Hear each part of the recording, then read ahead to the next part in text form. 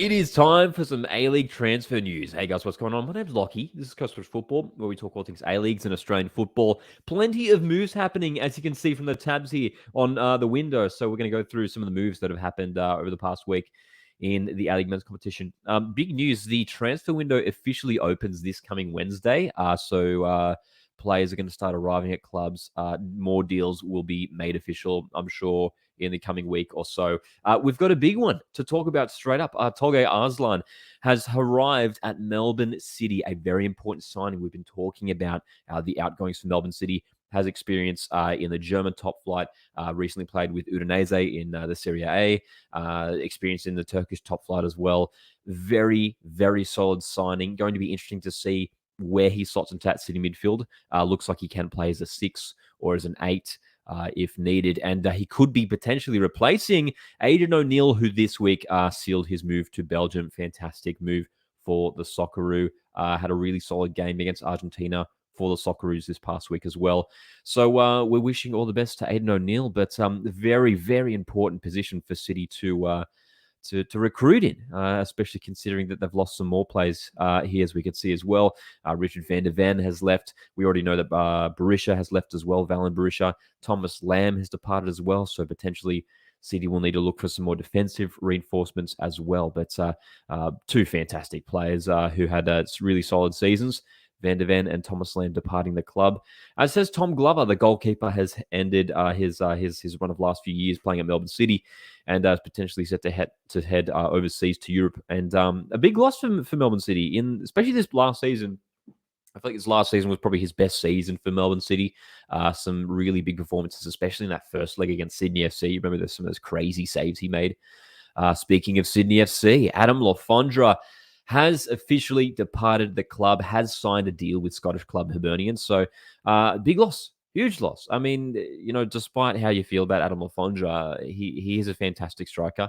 I think he scored something like 5 or 6 consecutive games to finish off this past season. And one of Sydney's all-time greatest strikers, in my opinion. He arrived a number of years ago now. There you go, 5 successful seasons for Adam Fondre. And did an absolutely fantastic job. Will be a big loss to ZFC. Going to be interesting to see what they do. Do they bring in Patrick Wood for that starting position? I'd love to see it happen. Give Patrick Wood a run. But I've got a feeling they'll probably look for another maybe big overseas signing. Perth Glory have announced a number of departures here, as they have done for the last few consecutive years now. They did it last year. Looks like there's another bit of I don't want to say like a major rebuild, but I mean, Anthony Burke-Gilroy, goalkeeper Peace Clark, Clisby has left. He's rumoured to go to Wanderers. Zach Duncan, Hatch, Oxborough, Sardinero, and Jacob Young. They have all departed the club. So some big departures there for Perth Glory. It's not too rattling though, because there's not too many first team names there. Probably the biggest one that had the biggest impact this season was Jack Clisby. He played a lot of games. Zach Duncan has departed. Bert Gilroy as well. Some of these guys could easily slot in at other A-League clubs. Disappointing to see Matt Hatch depart. Be interesting to see where he ends up. Former Central Coast Mariner as well. So for Western United coming up next, some goalkeeping news. We knew that Thomas Hewitt-Bell had departed Sydney FC, and he has joined Western United, as has Matt Sutton from Melbourne City. So 2 new goalkeepers. It's quite rare that you see this, a team completely sort of reshuffling their goalkeeping department. So Hewitt-Bell, Matt Sutton, going to be interesting to see which one's going to be that first choice keeper for Western United, because both have been stuck on the bench at their respective clubs. You'd expect it to be Thomas Hewitt-Bell. I remember when Redmayne was out, I think it was while he was on international duty. It might have been last season or the season before last, and he came and played a handful of games and performed really, really well. You'd expect Thomas Hewitt-Bell to be the first choice there. But 2 promising young goalkeepers at Western United. Some news surrounding Newcastle Jets. Matt Yerman has departed the club. He wore the captain's armband for a number of games there at the end of last season. Going to be interesting to see where Yerman ends up. And for Newcastle Jets, they have signed Ryan Scott. Of course, as we know, Jack Duncan had departed the club as well. We're going to be talking about him in just a second. But Ryan Scott, who is the backup keeper at West United, could set to become the first choice at Jets. Of course, Michael Ware still there as well, who might be the first choice there initially.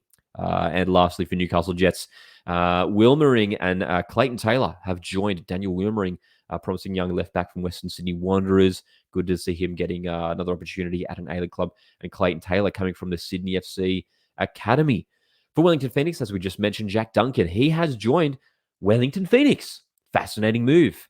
Going to be interesting to see what happens there with the goalkeeping department at Wellington, because you've got someone like Alex Paulson, who we remember, had that fantastic performance in the Australia Cup a couple of years ago in that penalty shootout against Melbourne City, has performed well when Ollie Sale has been out. And you'd expect Alex Paulson to be the number one there. Jack Duncan does have experience playing as your first choice goalkeeper. So a little bit of a battle there. So there's a couple of clubs now across the A-League where it's going to be interesting to see what happens, what's going to happen with in the goalkeeping department. And lastly, speaking of goalkeepers, this is very much a goalkeeper-themed episode. Yaron Souza has departed the Central Coast Mariners. He was at the club for the last couple of years. Unfortunately, didn't quite work out for Yaron Souza.